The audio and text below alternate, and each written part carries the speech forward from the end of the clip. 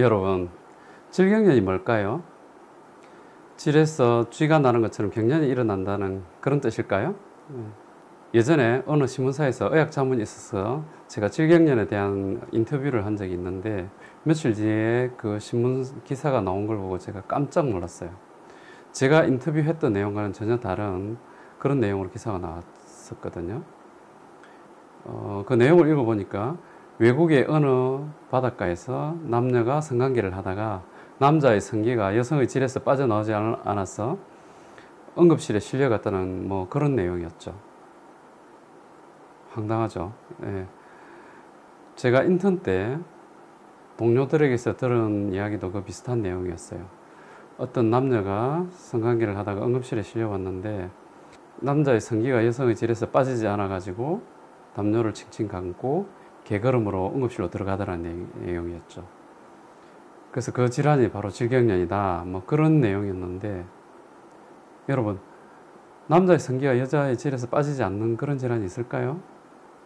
제가 성의학을 공부하면서 보니까 그런 질환은 없어요. 그거는 남자의 거세 공포가 만들어낸 상상력에 불과합니다. 질경련이라는 것은 빠지지 않는 질환이 아니에요. 질경련은 극심한 통증과 공포감으로 인해서 남자의 성기가 여성의 질 내로 삽입이 안 되는 질환이에요. 그래서 질경련의 유병률을 적게는 5%에서 많게는 17% 정도로 보고 있습니다. 우리 산부인과 의사들도 종종 질경련 환자를 진료 중에 만나기도 하는데, 어떤 경우냐 하면 진찰대 위에 올라갔을 때 극심한 공포감으로 다리를 벌리지 못하고 산부인과 검진이 불가능한 그런 환자들이 질경련 환자입니다. 그래서 이제 이런 환자들을 대할 때 이런 성의학적인 지식이 없는 일부 의사들 같은 경우에는 환자를 막 윽박지르죠. 긴장을 하지 마세요. 좀 다리 좀 벌리세요. 아니 왜 그래요? 뭐 이런 식으로. 그래서 환자들한테 핀잔을 두기도 하고 막 뭐라고 하기도 하고 윽박지르기도 하죠. 그러면 환자는 또 그로 인해서 또 상처를 받게 됩니다. 그래서 이런 행동은 환자를 2번 죽이는 일이죠. 그 환자는 그 긴장감이 괜히 생기는 게 아니에요. 소심해서 어떤 성격적인 특성으로 생기는 게 아니에요. 뭔가 문제가 있어서 긴장감이 생기는 거죠. 그래서 이런 질경련 환자를 볼 때 쉽게 다리를 벌리지 못하고 공포감에 벌벌 떠는 환자를 만났다면은 이 환자가 질경련이나 또는 어떤 성교통 질환이 있구나 라고 생각을 하시면 돼요.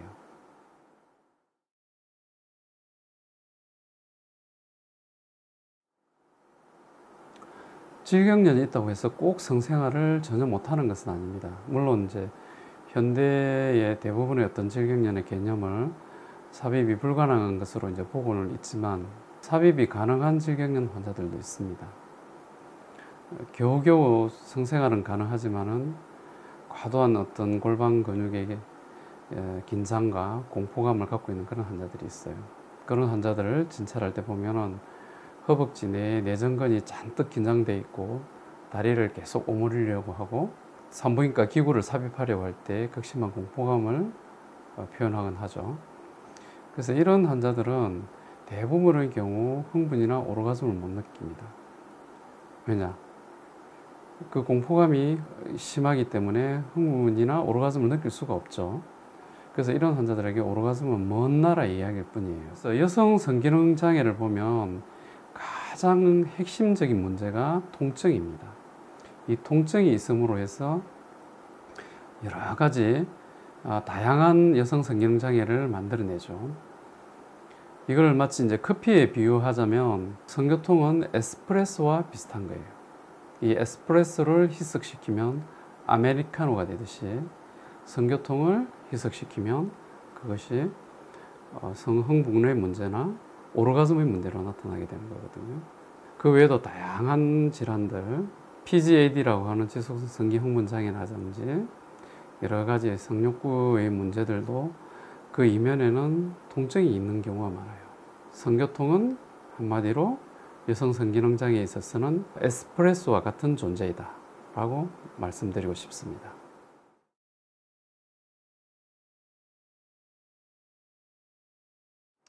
질경련은 심리적 원인으로 발생하는 질환이 아니에요.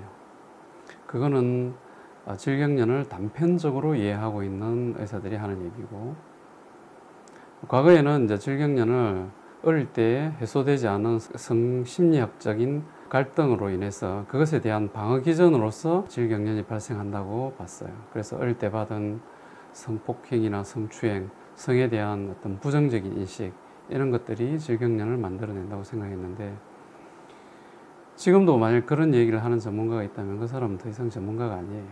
질경련 환자를 실제로 보면은 성추행이나 성폭행과 같은 과거력이 있는 경우는 극히 드뭅니다. 일반인들과 별 차이가 없어요. 정상적인 여성들과. 그렇다면 질경련의 가장 큰 원인은 뭘까요? 질경련은 통증 때문에 생기는 거예요. 질 입구에 존재하는 통증, 즉 성교통. 성교통 질환 중에 가장 많은 질환이 유발성 전정통이라고 하죠. 과거에 외염 전정염이라고 불리던 질환인데 지금은 외염 전정염이라는 용어를 더 이상 사용하지 않습니다. 외국 학회에서는 다 유발성 전정통이라고 얘기를 해요. 자, 여기 여성의 외음부 모형이 있습니다. 이쁘게 생겼죠? 질 입구의 전정부에 존재하는 통증이 있게 되면 성기가 삽입될 때 극심한 통증을 느끼게 되겠죠. 이로 인해서 질을 둘러싸고 있는 관략근이 과도하게 수축해 버려서 쉽게 말하면 문을 닫아버리는 거죠. 공포감이. 그리고 이걸 억지로 열려고 성교를 시도하다 보면은 극심한 어떤 심리적인 공포감이 생기겠죠. 이로 인해서 더 이상 성관계를 할 수 없는 질환이 바로 질경련입니다. 그래서 이거를 성의학이 발달하지 않았던 과거에는 심리적인 요인에서 발생하는 걸로 생각을 했어요. 현대의학이 발달하면서 이 질환의 어떤 기질적인 요인들, 그 원인들을 과학적으로 이제 분석하고 밝혀내게 된 거죠. 그래서 이거는 정신과 질환이 아니에요.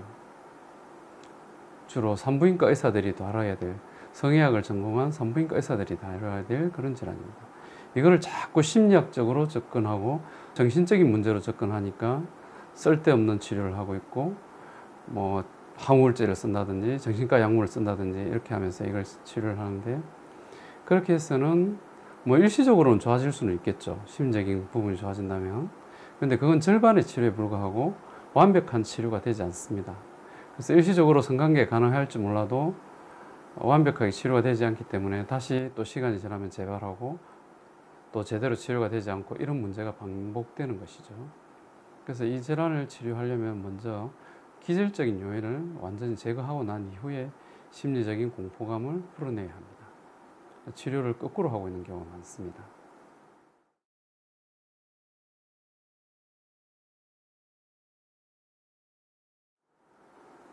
이제 질경련이란 용어는 더 이상 외국의 학회나 논문에서는 찾아볼 수가 없습니다.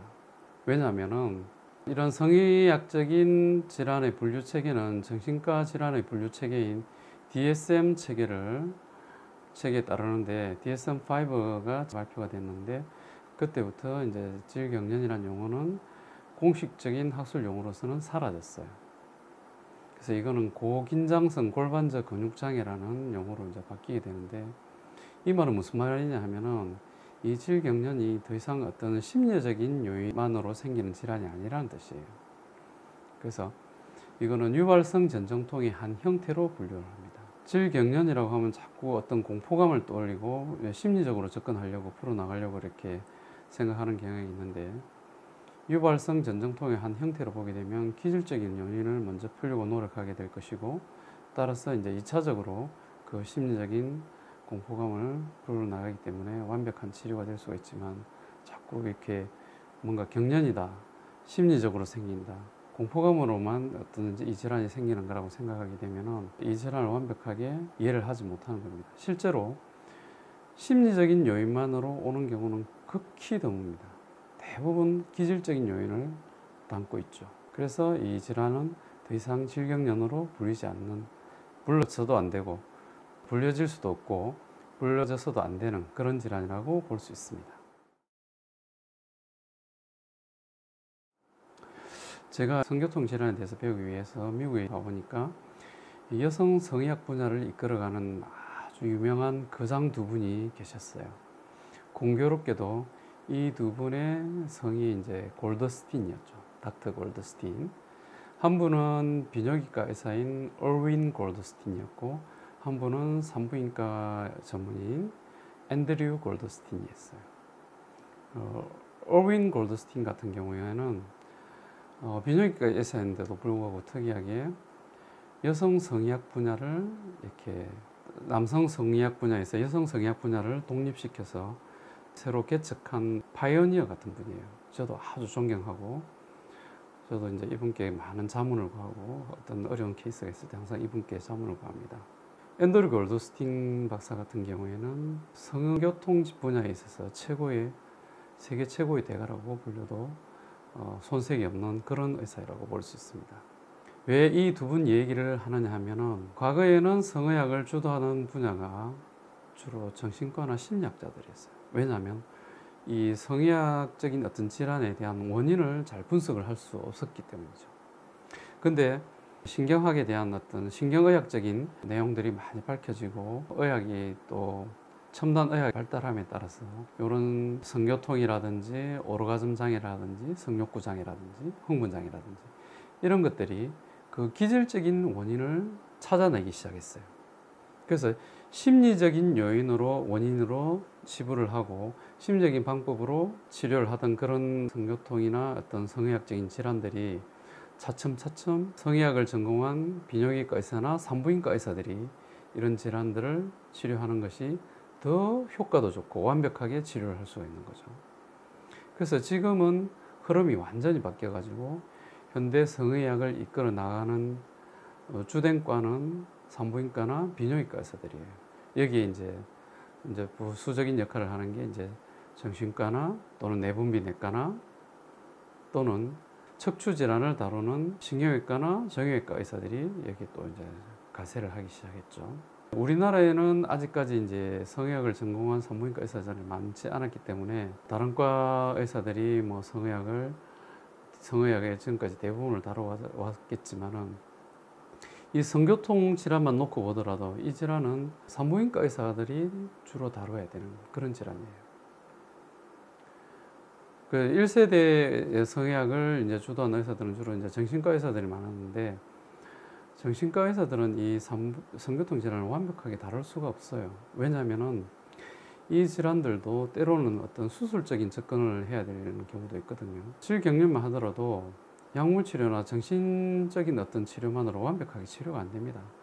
그 완벽하게 치료가 된다고 하는 의사는 그 거짓말을 하고 있는 거예요. 우리 책에도 보면 90% 정도는 약물 치료나 비수술적인 치료를 통해서 치료를 할 수 있지만은 10% 정도는 수술을 해야 된다고 이렇게 되어 있습니다.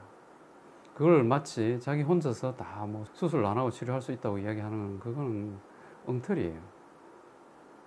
그리고 그 외에도 음액유착증이라든지 PJD라든지 회음부신경통이라든지 이런 여러 가지 성교통 질환들, 그 다음에 경화태선이라든지 편평태선이라든지 이런 거 수술적인 치료를 안 하면은 치료가 안 되는 질환들이 있거든요.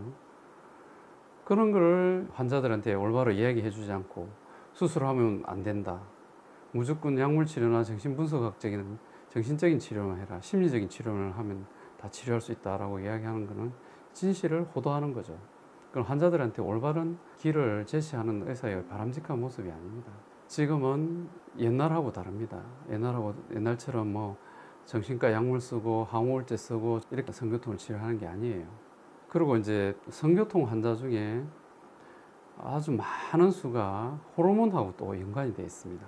특히 폐경이 되고 나면 대부분의 여성이 폐경 후 생식 비뇨기 증후군, 즉 GSM이라고 하는데 이런 질환들이 오게 되면은 성교통 때문에 성생활을 거의 못합니다. 우리나라 여성들 거의 대부분이 폐경되고 나서 호르몬 치료를 하지 않으면 성생활을 마감을 합니다. 근데 여성 호르몬을 이렇게 자유자재로 다룰 수 있는 의사는 성의학을 전공한 산부인과 의사밖에 없어요. 왜냐? 여성 호르몬 치료를 하다 보면 여러 가지 호르몬 치료에 대한 부작용이 생기게 됩니다. 질출혈이 생기기도 하고, 또 자궁 건종이 있는 사람들은 건종이 커지기도 하고, 자궁 내막이 두꺼워져서 자궁 내막 정식증이 오기도 합니다. 그 다음에 유방도 정기적으로 또 관찰을 해야 되죠. 이런 거를 할 수 있는 의사는 산부인과 의사밖에 없어요. 그런 호르몬 문제를 빼고 성교통 질환을 얘기할 수가 없죠. 폐경기에는 호르몬 치료만 잘하더라도 성교통의 상당 부분이 해결이 되거든요. 그래서 세계적인 성의학적인 치료의 흐름이 이제는 각 과의 특성에 따라서 달라집니다. 그래서 어떤 한 과가 모든 걸 다 다룬다. 모든 성의학적인 질환은 내가 다 다뤄라고 하는 건 그건 어불성설이죠. 산부인과 의사가 잘 다룰 수 있는 질환이 있고 비정형외과 의사가 잘 다룰 수 있는 질환이 있고 정신과 의사가 잘 다룰 수 있는 질환이 있고 각 과의 어떤 특성에 따라서 잘 다룰 수 있는 질환이 따로 있는 거죠. 그래서 질경련이나 성교통 같은 경우에는 성의학을 전공한 산부인과 의사들이 잘 다룰 수 있습니다. 특히 부인과 최신판 교과서에는 이런 성교통 질환에 대한 내용들이 자세히 기술이 되어 있어요. 그래서 이 질환은 이제 산부인과 질환이라는 거죠. 성교통 질환을 가진 환자 여러분들도 어떤 과를 택하시겠어요? 여러분들이 정신과 환자가 되고 싶으세요? 아니면 산부인과 환자가 되고 싶으세요? 그건 생각해 보면 명확하게 나올 겁니다. 그래서 제가 이런 다소 민감한 문제를 드리는 이유는 일부의 어떤 국한된 내용이겠지만 환자들에게 올바른 길을 제시하지 않고 수술 치료를 하면은 해서는 안 되는 비도덕적인 의료 행위를 하고 있는 것처럼 진실을 호도하고 있는 그런 경우를 제가 봤기 때문에 이런 얘기를 드리는 겁니다. 그런 분들은 이 수술 치료의 내용에 대해서도 잘 몰라요. 수술방 근처에도 안 가본 의사들이 어떻게 그런 내용을 자세히 알 수가 있겠습니까? 물론 옛날에 일부 이제 산부인과 의사들이 의학적인 근거가 없는 어떤 성형 수술이나 비의료적인 수술을 했기 때문에 그에 대한 비판을 할 수가 있겠지만은 지금 현대 성의학이 시행하고 있고 아주 환자를 치료하는데 효과적인 그런 치료 방법이 있는데 그걸 수술이니까 무조건 해서는 안 된다. 그거는 우리 환자들을 위해서도 해서는 안 될 얘기입니다. 그래서 우리 환자들에게 이런 치료에는 약물 치료도 있고 호르몬 치료도 있고 심리 치료도 있고 인지행동 치료도 있고 또 수술 치료도 있고 이런 다양한 치료의 방법들이 있다는 것을 제가 말씀드리기 위해서 오늘 이 말씀을 드리는 겁니다. 오늘 얘기 유익하셨나요? 다음에 더 또 좋은 내용으로 찾아뵙도록 하겠습니다. 감사합니다.